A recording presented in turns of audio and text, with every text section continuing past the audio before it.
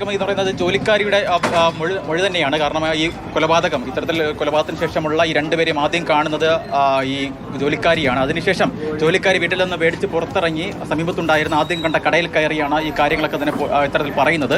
ആ കടയിലുള്ള ചേട്ടനാണ് നമുക്ക് ചേരുന്നത്. വേണു എന്നാണ് പേര്.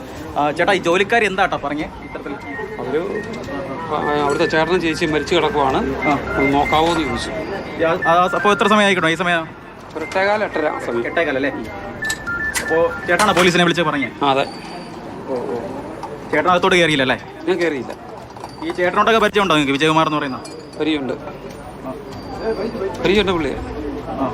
ഈ നേരത്തെ ഇവിടെ ഒരു അമിത് എന്ന് പറയുന്ന ഒരാൾ ഉണ്ടായിരുന്നു. അങ്ങനെ ഒരു പ്രശ്നം ഇവിടെ ഉണ്ടായിട്ടുണ്ട് നേരത്തെ. ഇതിനെക്കുറിച്ച് നമുക്ക് അതിൻ്റെ ബന്ധപ്പെടുത്തി ഒന്നും പറയാൻ പറ്റത്തില്ല. കൃത്യം അറിയാം, നമ്മൾ പറയുന്നത് ശരിയല്ല.